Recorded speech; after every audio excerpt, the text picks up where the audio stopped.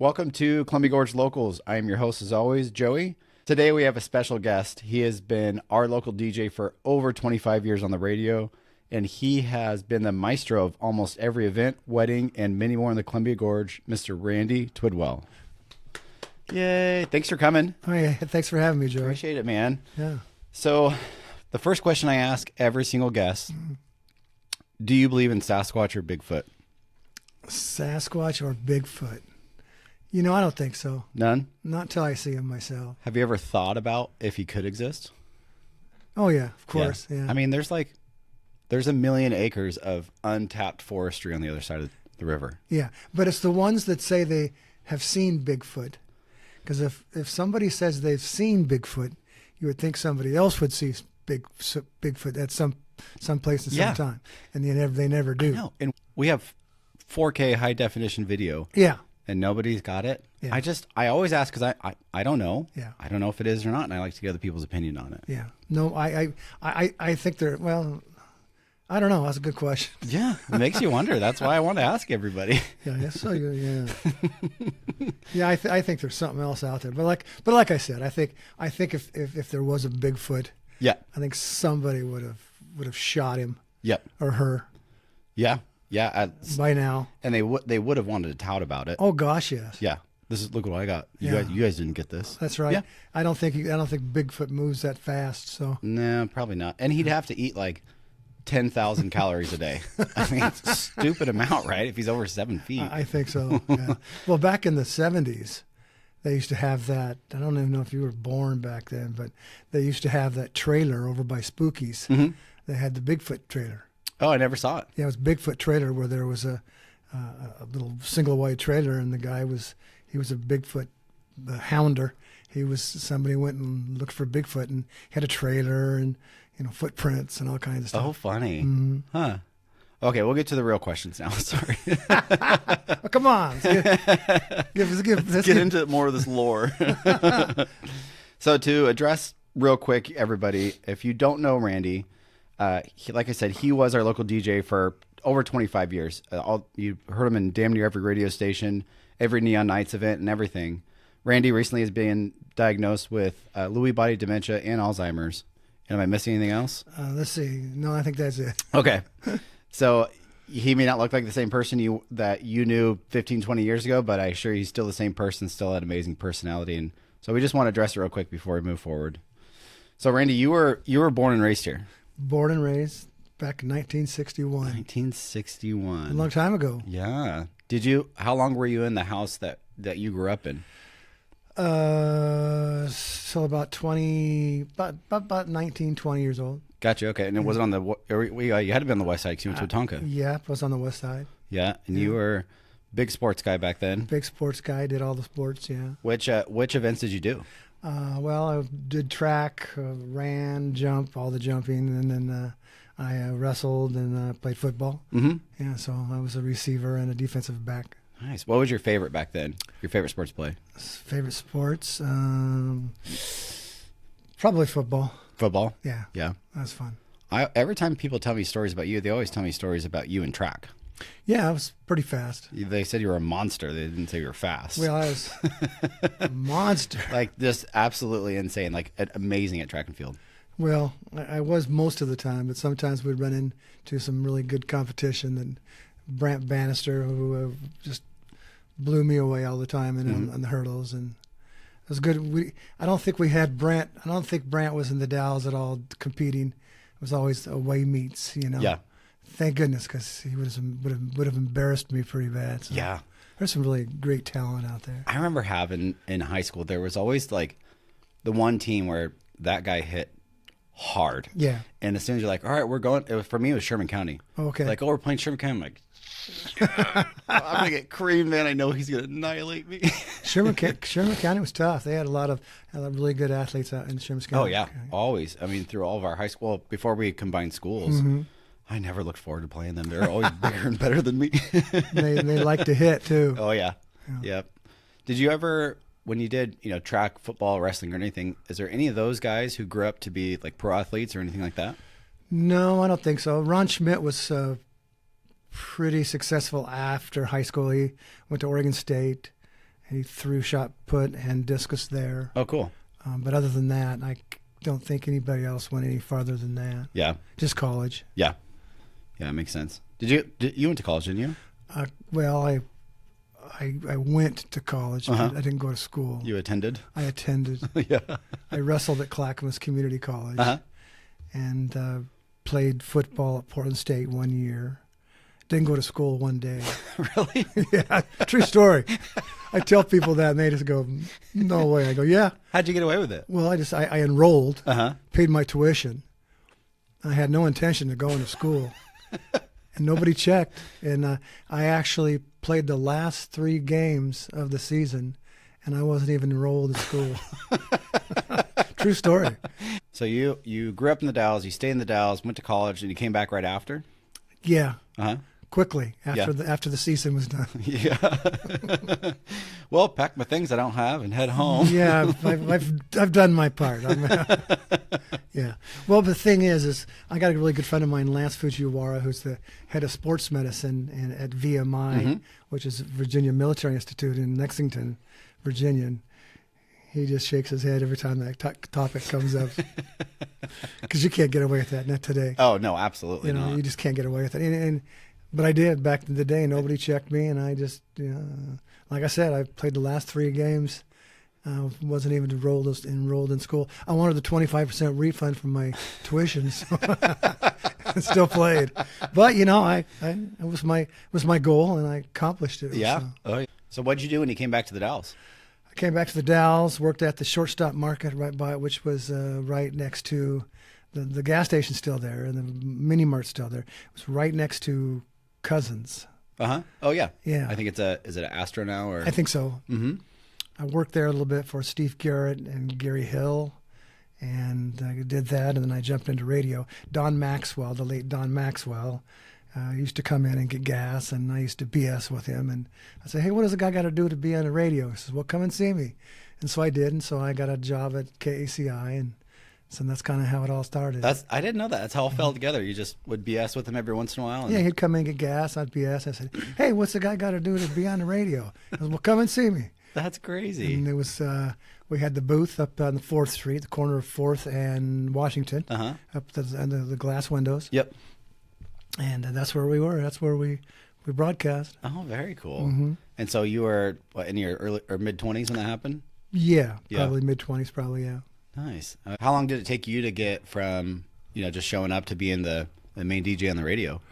Not long, because there really wasn't anybody else around. And so they, hey, Randy, you're in. What? Yeah. So do they have like a script or anything, or they're like, just go, all the stuff's there, you got this? No, you have a script. You have, sponsors. You have to, obligations to talk about these guys. You follow the format, and that's about it. Mm-hmm. You don't get to just kind of freeload and start talking about whatever you want to, like you can now. Yeah, exactly. Now, eventually you got into doing events, weddings, pretty much everything under the sun. Mm-hmm. I mean, your voice is more well-known than probably anybody in the Dalles. Well, easily it is. Yeah. How did you get into that? Did people just start asking you, or was there events from the radio station? No, I usually, people would ask the radio stations about, hey, and about DJs, and it was kind of it was a standard, call the radio station if you want to DJ, and so I just happened to be there, and that's kind of how I got into DJing. And then as far as the night shows, my wife Tracy and I just kind of thought, hey, we weren't really having any entertainment. Yeah. And to make it super clear, you guys pioneered that. That was you and Tracy. Yeah. That's all you guys, that you guys started that. Yeah, we did. And we put our neck out there and did that. One year we lost over $17,000 that we didn't have. Jeez. But it was all local money that we owed. Mm-hmm. Bus company and local people we owed. Bus company, the porta potty company, and I said, hey man, I know what we did wrong. We did a 2-day show, which was stupid, and hang in there with us. We'll do it again. We'll pay you next year, which we did. So we worked 2 years for free. Wow, jeez. So yeah, you had some amazing people show up for Neon Nights. we sure did. What's the ones that stick out to you? Well, a lot of them. Eddie Money was great. He was awesome. he did his show and went out to Lone Pine and sit at the bar and drinking out there, which was kind of funny. Eddie Money and then 38 Special was fabulous. Yeah, amazing. Really nice guys. Diamond Rio. Mm-hmm. They were top of the chief. They were the biggest vocal group in the country at the time when we had them. That is so cool. Well, I got lucky. I don't know how, but it was kind of like closing my eyes and opening the book of talent buyers, and we were able to hook up with the Jack Roberts Company out of Bothell, Washington, Mm-hmm. and they had all the talent.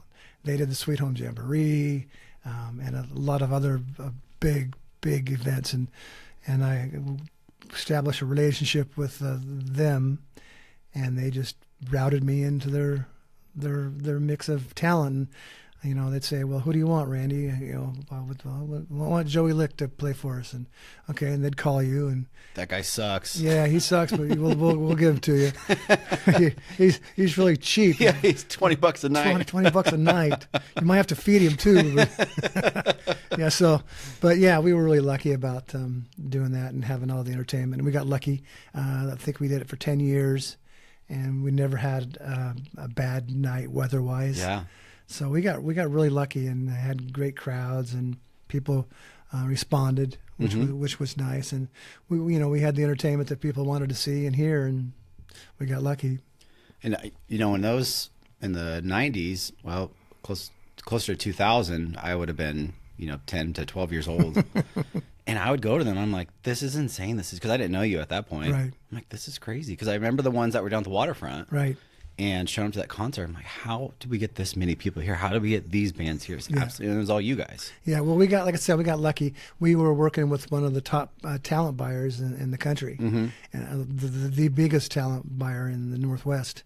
And they took us under their wings and said, "Yeah, we'll route you in with Well, not as easy as you explain it, because you've told me before too that you had to plan. It had to be a certain amount of in August for the Neon Nights. Yeah. And then you had to make sure they were doing this route through the West. You had to have them agree. Then you had to have all these things. You had to have everything set up for them. Yeah. So essentially, you booked them. Then they were like, okay, I want this, and this. Figure it out. Yeah. That's so much. Yeah. It was a lot. It was a lot but we did it. And every time we did it, we'd say, let's don't do this again. This is stupid. What the hell are we thinking? So much. It was stupid. Because we never really made any money. What's a moment or moments that you can think of where they weren't on stage, where it's just like, I can't believe I'm talking with these people, or hanging out with these people? Usually every year was that kind of feeling. That's got to be a great feeling. It is. Unfortunately, because Tracy and I were fans of the bands we hired, and we had a good idea who would want to go see these guys, which bands to get. Yeah. And somehow we got really lucky. We kind of like just closed our eyes and looked in the phone book, and we called the Jack Roberts Company in Bothell, Washington. So we were able to pretty much get any band we wanted, and we did. Tracy told me she was driving one of the bands around, and she asked if they needed anything, and they're like, "Well, we haven't done our laundry in a while." Yeah. Who was that? That was Hootie and the Blowfish. It was Really? Hootie and the Blow. Yeah, it was Darius Rucker. They wanted to get some laundry done, and so we did. Tracy drove back from the winery, drove back home, and did a bunch of laundry. That's so crazy. For Darius Rucker. She's holding on. She's like, I can't believe this is his shirt. Yeah, underwear. Let's keep it. Let's keep this. Yeah. Now on that eBay for $300. Now that I think about it, I don't remember those red underwear. Sorry guys, my house got burgled. Your clothes are gone. I don't know how to explain it to you. Yeah, we've got so many memories of all those times. What about your time at the Civic?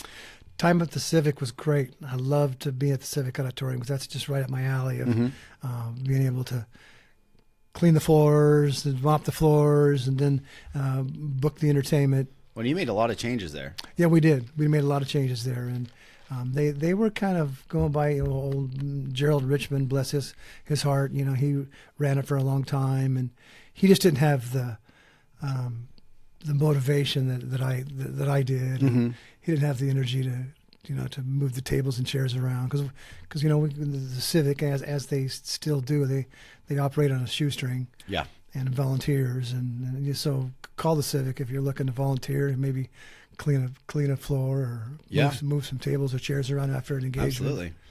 I mean, there's been hundreds of events there between weddings and dances and the what's the Christmas tree one every year? Oh, the festival of trees. Yeah. Thank you. Yeah, the daddy-daughter dances. I mean, there's tons of stuff that's been there, and it's such an amazing building. Yeah, I'm not sure if they do the daddy-daughter dance anymore, but they should. It was a great. I think they're going to do it this year. Oh, great! Yeah. I hope so. And you were the big one for that one too. That was every single year. Yeah, that was awesome. That's one of Megan's greatest memories is being able to show up to each one of those when you're doing it and get her dancing. So what made you want to stay in the Gorge? What made you want to raise your family in the Gorge?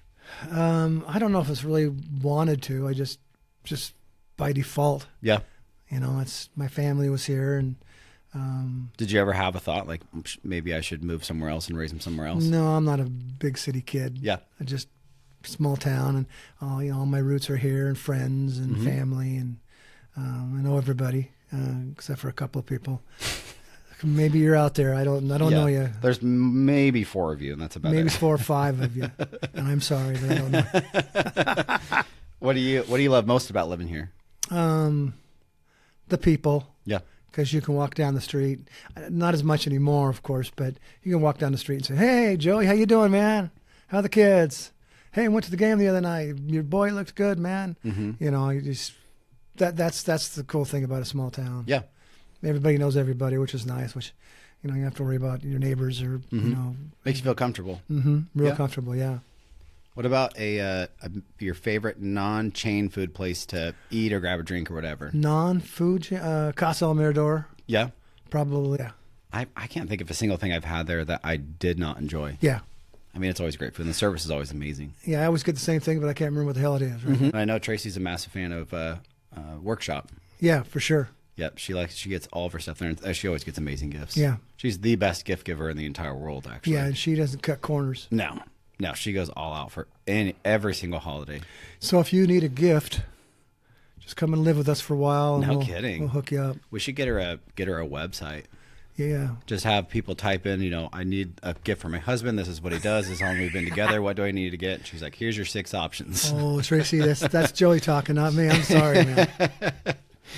Can you think of an extreme, in your entire life, the most extreme weather summer-wise, where either you're like, this is absolutely miserable, or this is insane? I think I was about 7th grade or 8th grade, and it snowed like 5-6 feet in the Dalles. Jeez. Did everything just shut down? I don't remember because I wasn't old enough. I was younger, but yeah, I probably did. Gosh, I can imagine. That's so much. It was crazy. What about in the summer? Summer? Well, the summers are hot here, as you know. They're miserable. Oh yeah, I got heat exhaustion one year. You did? Yeah, at the drags over here when they had them at the airport. Oh yeah, hotter than hell over there. I was stupid. I think I was 17, and I pretty sure I drank the night before. 7. I probably did. And I was don't listen to that, Giovanni. Underage drinking is illegal. I was just dehydrated as all get out, and back then it was you don't think about staying hydrated, drinking water, and so I remember I went up to the little booth and I'm like, hey, can I get a Mountain Dew? And I thought I said it clearly, but apparently I was starting to slur my words. Oh no! And the lady's like, what? I was like, Mountain, and then I dropped, and I woke up in some dude's truck, just like in the bed because he had a canopy on it. Woke up in there and there's people pouring water on me and pouring water all over my shirt. And later on, I went to the doctor. He's like, yeah, you had heat exhaustion and you're very prone to it happening again. So ever since then, I drink like a gallon of water a day. But I was with one of my dumb friends, and he's like, dude, you were dehydrated. We should probably go cliff jumping. I'm like, what?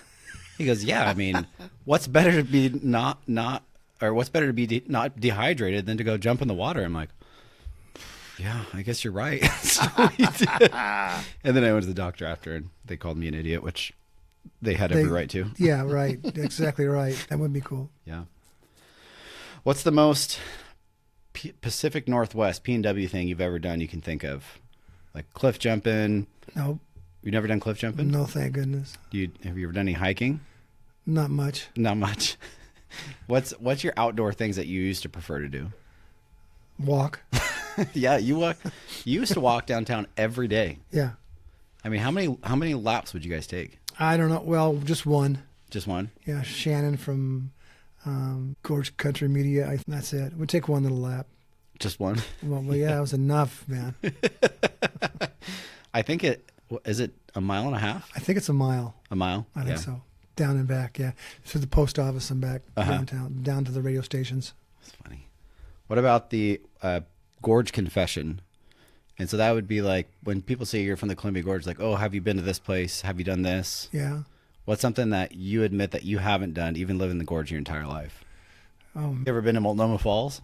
No. I've parked in the parking lot to go to use the restroom. So you've been your whole life, never hiked Multnomah Falls? No. Have you even been to the bottom? No. Hey, man, I'm an outdoors guy, as you can tell. I know. Well, it's funny because every time, if you Google Columbia Gorge, Multnomah Falls always shows up. I bet. And there is an insane amount of people who have never been there. Right. I think they even have a restaurant there. I've never been to the restaurant. I think I've only been up there, hiked it twice when I was a kid. I didn't know they had a restaurant. Oh, man, I might be wrong, but I thought they did. Well, as far as our listeners know, that we have one. Yeah, yeah. There's a restaurant. Let us know. Build one. And the next show, you can tell us. Yeah, exactly. So one of the stories I really wanted you to tell, because it's one of my favorite, is the Phoenix Suns. Oh, I absolutely love the story. Yeah, it's kind of long, but it's true. I was a big Phoenix Suns fan in the early '90s, and Charles Barkley, Kenny Smith were the stars for the Phoenix Suns. Well, I have this coat. My good old friend Larry Krutzinger, I don't know if you remember, had that sports shop downtown across from the Civic, where he had all this sports memorabilia and stuff. Well, I had this Phoenix Suns coat. It's leather, like a Letterman's jacket, and it was a Phoenix Suns coat. And so I used to go to the Phoenix Suns Portland games when Phoenix was in town in Portland, and I would kind of sneak down there and get autographs. And so I got a bunch of autographs. Well, there was a few that I didn't have, and there was just a couple left that I needed to get to complete the full roster of the Phoenix Suns. And I was kind of, excuse my language, I was kind of ballsy back then. Yeah. And so one time it was after the Nancy Kerrigan, Tanya Harding shellacking, when I don't know if it was Nancy or Tanya, but one of them smacked the other one. And do you remember that? Yeah. Oh, yeah. It was after that, because then it was really difficult to go down on the floor after the ball game and get autographs back then at that time because of that, for the protection of the athletes. And so after the game, I was behind the basket. I was about 10 rows back the end zone. I call it the end zone, but behind the basket.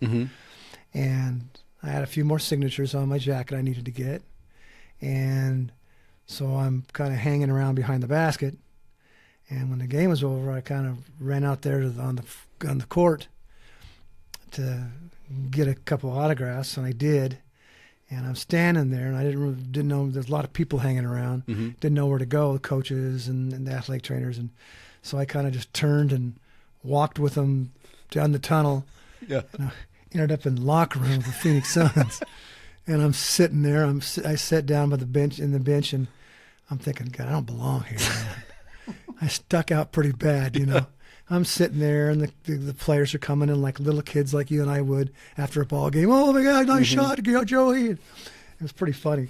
And so I'm just kind of sitting there. I didn't know what to do, and I still had a few more autographs to get. Right? You got to complete your mission. I got to complete the mission, and I wasn't about to let this moment go. And so I'm sitting there, and the players kept kind of slowly coming in, and they'd. Every once in a while, you see a couple of players looking at me like, who the hell's that guy, you know? Right. And I'm sitting there, and it was a small locker room. And I'm going, oh, God, something's got to give here in a minute, you know? So I stood up and said, and Cedric Ceballos, who was on the Phoenix Suns team, he had turned me down a couple other games. You know, so I went to every home game to get all these autographs. And I stood up and said, "Excuse me, Cedric, would you mind signing my coat now?" And they all kind of yelled, "Get out of here. Security, security." And so they kicked me out of there. But then a few games later in the season, when they played again, I did it again. I followed the athletes down to the sons down into the locker room, and I was kind of sitting there going, "God, I don't belong here," And Cedric Sabalas, who was on the team, I needed his autograph. He was the only one Last one? Last one.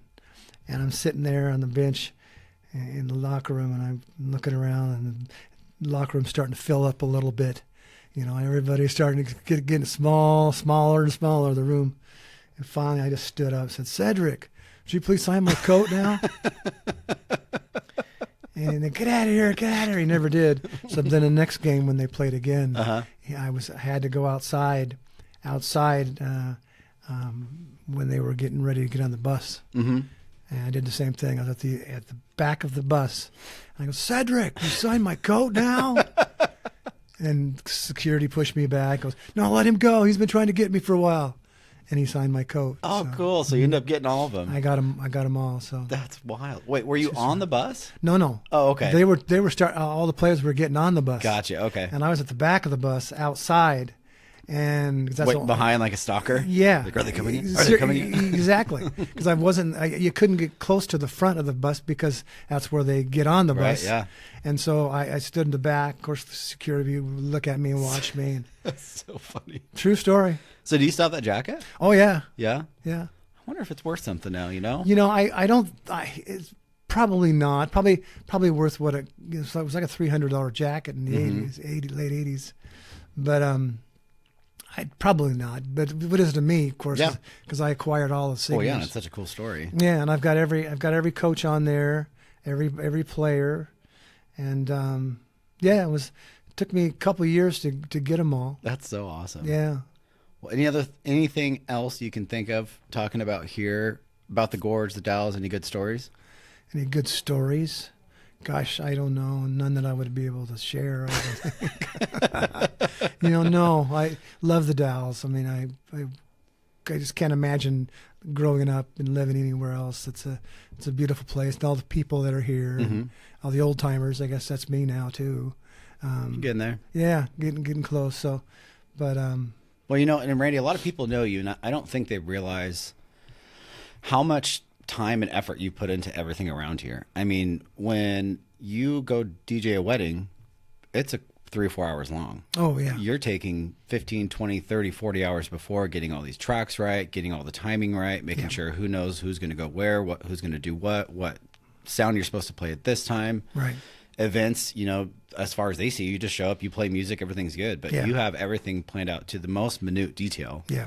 And you've called me towards the end of your career, like, hey, I need to make sure all of this is perfect. And so I'd go over there with you, and you had 2 laptops because you're like, I got to be safe, I got to be ready, and that's why you were the best at what you did. Because you put, your heart and soul into every single one of those, and I don't think people realize how amazing you were at that and how much time you took. So I think I can speak for everybody. We really appreciate everything that you've done for the community and all the events and making everybody's special day even that much more special. Well, thank you. I appreciate that. Yeah. Here's your $20. Okay. You have Venmo? Oh man. Well, no. Thank you. I appreciate that. Yeah. I really do. You want to do the best you can. Special days, you can't get those special days back because once they're there, and right in the heat of the moment, that's what they are, and you only get one chance to get it right. Yeah. And people always say it's the bride's biggest fear of screwing up walking down the aisle. I'm sure it's yours too. Yeah. Because you're as important to that as all the people in the wedding. Yeah. I think I was a little hard on myself sometimes because I don't think a lot of people, a lot of people don't really pay attention as much. Mm-hmm. So if I stop the CD player, right in the middle of a song or something, I don't think it'd be the end of the world. But to me, it would be. Yeah, absolutely, because it's your livelihood. This is nice thing you got here. Yeah, thank you. I started it because I just wanted something positive, something fun for the Gorge. Yeah. And you can get negative news anywhere you want. And Sure. so I'd rather just be here and just learn about people. That's what I It's wanna great. It's great, and it's a good platform for the community. It gives us an opportunity to talk, and what we've talked about today. Most people had no clue, No. idea of what I go through as far as with the DJing and putting those shows on, and Yeah. And that's another part why I like doing this is maybe somebody wants to be an event coordinator, event planner, and they're, you have your eyes set on the goal of like, this is going to be great. This is going to be Yeah. fun. Everybody's going to love me. But there's so much in the background that, I think people should know about. I think That's it's super right. important. And it also may give on the other side, those people some patience. Like, okay, they probably spent 40 hours on this. They made one mistake in 6 hours. That's pretty damn good. yeah, That's really good. yep. Yeah. Well, thanks for coming. I appreciate it. Hey Hope man, thanks for you had fun. I did, and thanks for having me. Yeah. Well, I appreciate it, Joey. I really do. Yeah. Congratulations on the program. Thank you. I appreciate it.